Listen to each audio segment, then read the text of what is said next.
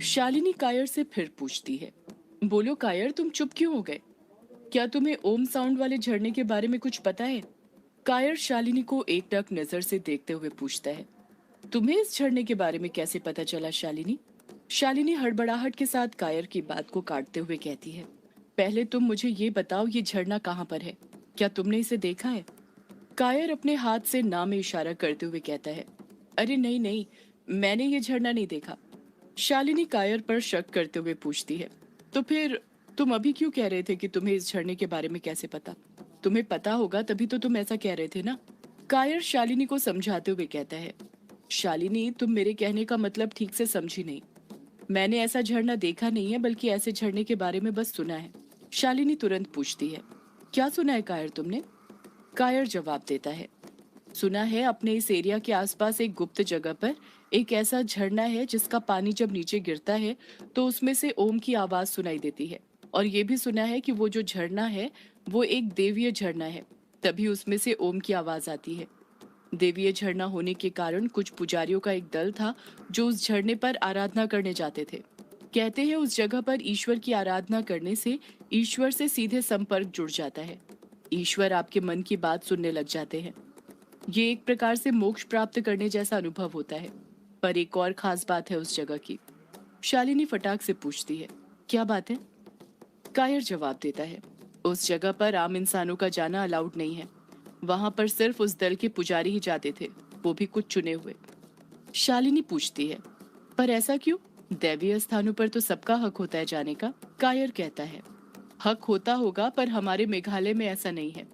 उन दल के पुजारियों का कहना था कि आम इंसानों ने कई पाप किए हैं, जिसके कारण वो पापित बन गया है। उसने अपने साथ बाकी सब देवीय स्थानों को भी दूषित कर दिया है। अगर वही पापित इंसान उस झरने के पास आए तो झरना भी दूषित हो जाएगा और फिर पुजारी कभी ईश्वर से संपर्क नहीं साध पाएंगे। इसलिए उन पुजारियों ने उस झरने को गुप्त ही रखा। उसके बारे में किसी आम इंसान को पता नहीं चला। और कहते हैं उस झरने की खोज किसी पुजारी ने ही करी थी, इसलिए उस झरने के बारे में बस पुजारियों को ही पता है। शालिनी बौखलाहट के साथ तुरंत कायर से कहती है, क्या कायर तुम मुझे बता सकते हो कौन है वो पुजारी जिसे उस झरने के बारे में पता होगा? शालिनी की बात सुनकर कायर हंसने लग जाता है और हंसते हुए कहता है, शालिनी तुम जानती हो ना मैं एक क्रिश्चियन हूँ, मैं थोड़ी मंदिर जाता हूँ जो मुझे पुजारियों के बारे में पता होगा। शालिनी कहती है, तो फिर तुम्हें उस झरने के बारे में इतनी सारी बातें कैसे पता चली? कायर अगले ही पल जवाब देता है, गांव वालों के मुंह से। शालिनी मैंने तुम्हें वही बातें बताई हैं जो बचपन से मैं उस झरने के बारे में सुनते आ रहा हूँ। अगर तुम्हें उन पुजारियों के बारे में पता ही करना है तो किसी ऐसे इंसान से पूछो जो मंदिर जाता हो। शालिनी तुरंत पूछती है, अब इतना बता रहे हो तो ये भी बता दो किससे पूछूं मैं? कायर कुछ सोचते हुए तुरंत बौखलाहट के साथ कहता है, तुम ये अभिमन्यु से पूछ कर देखो ना, हो सकता है उसे कुछ पता हो। वैसे भी उसे बहुत कुछ पता है यहाँ के बारे में, यहाँ के क्या पूरे मेघालय के बारे में। कायर और शालिनी आपस में बातें ही कर रहे थे कि तभी वहां पर अभिमन्यु आ जाता है।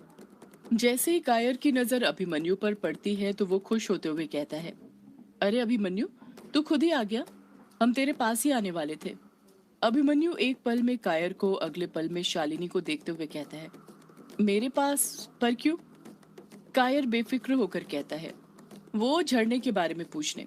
वो झरना है ना जिसके पानी के नीचे गिरने से ओम आवाज आती है, उसके बारे में पूछने के लिए। तुझे पता है क्या वो झरना कहाँ पर है? जैसे ही अभिमन्यु कायर का सवाल सुनता है, अभिमन्यु कुछ पल के लिए एकदम खामोश हो जाता है। पर फिर अभिमन्यु ना में अपना सिर हिलाते हुए एकदम धीरे धीरे कायर से कहता है, नहीं, मुझे तो नहीं पता। पर तू आज अचानक से उस झरने के बारे में क्यों पूछ रहा है? कायर जवाब देता है, अरे मैं नहीं, ये शालिनी पूछ रही थी। अभिमन्यु शालिनी को घूरते हुए कहता है, शालिनी तुम पूछ रही थी, पर क्यों? और तुम्हें उस झरने के बारे में खबर कैसे लगी?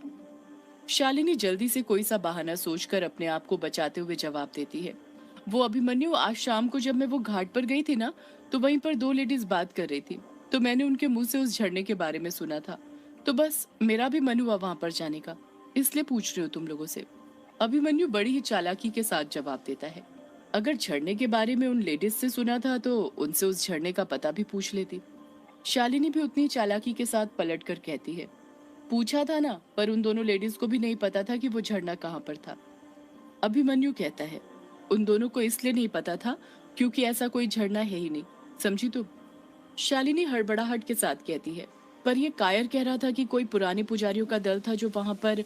अरब शालिनी अपनी बात पूरी करती उससे पहले ही अभिमन्यु उसे बीच में टोकते हुए कहता है, ऐसा कोई दल नहीं है, समझी तुम? वहां पर कोई पुजारी आराधना करने नहीं जाता। ये सब बस अफवाहें हैं जो गांव वालों ने बनाई है। अब तक तो तुम खुद जान गई होगी कि गांव में अफवाहें बनते देर नहीं लगती। 100 मुंह 1000 बातें। अब सबकी बातों को सच समझने लग गई तो फिर हो गया तुम्हारा कल्याण। शालिनी फिर कहती है, पर अभिमन्यु। शालिनी इसके आगे कुछ कहती है उससे पहले ही अभिमन्यु उसे फिर टोकते हुए कहता है, शालिनी, मैंने कहा ना तुमसे, ऐसा कोई झरना नहीं है। वैसे आजकल तुम कुछ ज्यादा शाम को घूमने निकल गई हो। थोड़ा कम घूमो वरना हवा लग जाएगी। अंधेरा बढ़ने के साथ ही खतरा भी बढ़ जाता है। इतना कहकर शालिनी की बात बिना कुछ सुने अभिमन्यु वहां से जाने लग जाता है। कायर अभिमन्यु को देखते हुए मन ही मन सोचता है, ये अभिमन्यु शालिनी से इस तरह से बात क्यों कर रहा था? बेचारी बस पूछ ही तो रही थी। और ये शालिनी से क्यों बोल रहा था कि अंधेरा बढ़ने के साथ ही खतरा भी बढ़ जाता है? क्या ये शालिनी को कुछ हिंट दे रहा था? शालिनी मन में सोचती है, ये अभिमन्यु और कायर से मुझे उस झरने का पता नहीं चला तो क्या हुआ? मैं इतनी आसानी से हार नहीं मानने वाली। मुझे पूरा यकीन है ऐसा ओम ध्वनि वाला झरना जरूर है। आखिर अन्वेषी तितली के कानों से मैंने वो आवाजें सुनी है। मुझे किसी भी कीमत पर वो झरना ढूंढना होगा। उस झरने के आसपास ही मेरा शरीर होगा। मुझे पूरा यकीन है अन्वेषी की शक्तियों पर। इस तरफ रोंका गांव में हवेली के अंदर दिलीप अपने सबसे वफादार नौकर बल्लू के साथ था। वही बल्लू काका जो युग को सबसे पहले ग्रेवयार्ड कोठी में बुलाने के लिए गया था। बल्लू ने अपने हाथ में लालटेन पकड़ा हुआ था और उसके बगल में ही दिलीप चल रहा था। दोनों ही अंधेरे में हवेली के किसी कमरे के अंदर आगे बढ़ते जा रहे थे। दोनों के बीच खामोशी छाई हुई थी। ये वो वक्त था जब हवेली में उन दोनों के सिवा कोई और नहीं जाग रहा था। दिलीप अपने कदम आगे बढ़ाते हुए कहता है, सुन बल्लू, उस सुदेश के बाद अब एक तू ही है जो मेरा सबसे वफादार आदमी है। जिस जगह मैं तुझे ले जा रहा हूँ वहां पर मैं कभी अपनी पत्नी को भी नहीं ले गया हूँ। मेरा भरोसा मत तोड़ना वरना उसका अंजाम तू अच्छे से जानता है। बल्लू तुरंत हड़बड़ाहट के साथ अपनी बूढ़ी आवाज में कहता है, "अ, ये आप कैसी बात कर रहे हैं मालिक? मैं अपनी जान दे दूंगा पर आपका भरोसा कभी नहीं तोड़ूंगा। आप ही बताइए। अनुराग मालिक, मेरा मतलब है कि अपने लेखक बाबू के बारे में कभी मैंने किसी को कुछ बताया क्या?" जैसे ही बल्लू ये बात बोलता है दिलीप जहां पर था वहीं पर रुक जाता है। बल्लू अपनी बात को आगे जारी रखते हुए कहता है, जैसा कि बड़े मालिक यानी कि आपके पिता ने कहा था, मैंने वो राज आज तक किसी को नहीं बताया सिवाय आपके। वो भी आपको इसलिए बताना पड़ा, आप बड़े मालिक के बेटे हैं और आपसे कुछ भी बात छुपाना मालिक के खून से गद्दारी करने वाली बात होगी। राज को सालों तक राज बनाकर कैसे रखा जाता है ये बात बल्लू अच्छे से जानता है। बल्लू की जुबान कभी नहीं खुली ना कभी खुलेगी। लेखक बाबू का राज राज ही रहेगा। दिलीप चिढ़ते हुए कहता है, ये किस मनहूस का नाम ले रहा है तू मेरे सामने? मैंने तुझे कह रखा है ना उस मनहूस का नाम मेरे सामने क्या मेरी पीठ पीछे भी लेने की मत सोचना।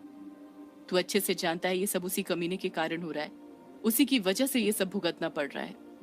बल्लू खामोश रहता है, पलटकर कुछ नहीं कहता है क्योंकि वो अच्छे से जानता था कि अगर उसने पलटकर जवाब दिया तो उसका क्या हाल होता। इसलिए वो खामोशी के साथ ही दिलीप के पीछे पीछे अपने कदम बढ़ाने लग जाता है। जैसे ही बल्लू तहखाने के अंदर अपना पहला कदम रखता है उसे अजीब सी गंध आने लग जाती है, सड़ी और उबली हुई गोभी मूली की तरह। बल्लू तुरंत एक हाथ से अपनी नाक बंद करते हुए मुंह बनाते हुए कहता है, ये कैसी गंध है मालिक? दिलीप भी तहखाने के अंदर अपने कदम रखते हुए कहता है, इसी गंध को तो साफ करने के लिए मैं तुझे यहाँ पर लेकर आया हूँ। दिलीप अपने हाथ से इशारा करते हुए कहता है, वो देख रहा है, उसी को ठिकाने लगाना है तुझे। जिस तरफ दिलीप ने इशारा किया था जब बल्लू उस ओर अपनी नजरें करता है तो उसके रोंगटे खड़े हो जाते हैं। डर के मारे उसके हाथ थर थर कांपने लग जाते हैं। उसके हाथ का लालटेन हिलने लग गया था जिस कारण कमरे के अंदर उजाला कम ज्यादा होने लग गया था। लालटेन बुझने की कगार पर आने लग गई थी। बल्लू उस ओर देखते हुए डरते हुए कहता है, ये क्या है? दिलीप ने कहीं और नहीं बल्कि आंखों की पुतलियों के ढेर की तरफ इशारा किया था। वही आंखों की पुतलियां जिनका यूज मायाधारी ने किया था। वो पुतलियां सड़ने गलने लग गई थी। उस जगह पर इतनी सारी आंखों की पुतलियां थी कि कोई भी उन पुतलियों का सिंहासन बनाकर आराम से बैठ सकता था। वो पुतलियां बड़ी ही चिपचिपी थी जो अभी भी खून से सनी हुई थी। खून लाल की जगह काला होने लग गया था। बल्लू फिर दिलीप से पूछ बैठता है, मालिक, इतनी सारी पुतलियां कहाँ से आ गईं? दिलीप चिढ़ते हुए कहता है, बल्लू, मैं तेरा मालिक हूँ, तू मेरा मालिक नहीं है जो मुझसे सवाल पर सवाल पूछ रहा है। जैसा मैंने कहा है वैसा कर, साफ कर इन्हें यहाँ से। बल्लू डरते हुए उन सड़ी हुई आंखों को देखते हुए कहता है, पर साफ ही क्यों करना है मालिक, ऐसे ही पड़े रहने दीजिए ना, इस तहखाने में आता ही कौन है? दिलीप कुछ सोचते हुए कहता है, अभी तो कोई नहीं आता पर आ सकता है।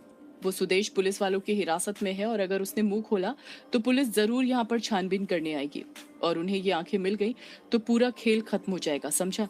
अब जल्दी से साफ करिए। बल्लू ना चाहते हुए भी हाँ में अपना सिर हिलाता है और अपने मुंह पर हाथ रखकर आंखों के ढेर के पास जाता है। पास में ही पड़ी एक बोरी उठाता है और उसके अंदर आंखें भरने लग जाता है। उन सड़ी हुई आंखों के पास से सड़े हुए मांस की बदबू आ रही थी। उन आंखों पर कई सारी जंगली मक्खियां भिनभिना रही थी। जब तक बल्लू आंखें भर रहा था उतने वक्त में दिलीप तहखाने के अंदर मौजूद सामान पर अपनी नजरें फेरने लग जाता है। बल्लू बोरी के अंदर आंखें भरते हुए कहता है, मालिक, ये वही तहखाना है ना जहां पर वो अघोरी बैठकर काला जादू किया करता था? देखिए तो जरा, यहाँ पर तो काले जादू का कितना सारा सामान मौजूद है। दिलीप उखड़े हुए स्वर में जवाब देता है, हाँ हाँ, ये वही जगह है, पर यहाँ पर बस उसका सामान मौजूद है। जहां पर बैठकर वो काला जादू करता था वो जगह दूसरी है। बल्लू तुरंत पूछता है, कौन सी जगह है मालिक वो? दिलीप अगले ही पल जवाब देने लग जाता है, वही जगह जहां पर अनंत संदूक और त्रिकोण। दिलीप इसके आगे कुछ बोलने ही वाला था कि तभी वो चुप हो जाता है और बल्लू पर चिढ़ते हुए कहता है, यहाँ पर मैंने तुझे काम करने बुलाया है, मुझसे सवाल पूछने नहीं। बल्लू वापस से काम में लगते हुए कहता है, माफ करना मालिक, गलती हो गई। इतना कहकर बल्लू वापस से आंखों को बोरियों में भरने लग जाता है। बल्लू आंखों के ढेर में अपने दोनों हाथ घुसा घुसा कर आंखें बोरी में भरी रहा था कि तभी जब वो अपने हाथ इस बार पुतलियों के ढेर के अंदर डालता है तो उसे किसी चीज का एहसास होता है। बल्लू दिलीप से हड़बड़ाहट के साथ कहता है, मालिक सुनिए, जरा ये तो देखिए, ये क्या मिला है मुझे इसके अंदर से। जब दिलीप बल्लू के हाथ की चीज देखता है तो उसकी आंखें खुली की खुली रह जाती हैं, जैसे उसने कोई सी ऐसी चीज देख ली हो जिसकी उसे बिल्कुल कोई उम्मीद तक नहीं थी। दिलीप उस चीज को देखते हुए खुद से बड़बड़ाता है, कहीं ये वही तो नहीं जो मैं सोच रहा हूँ। सदियों से है पुरानी ये है यक्षिणी की कहानी। यक्षिणी एक आग है, यक्षिणी तेरा ख्वाब है।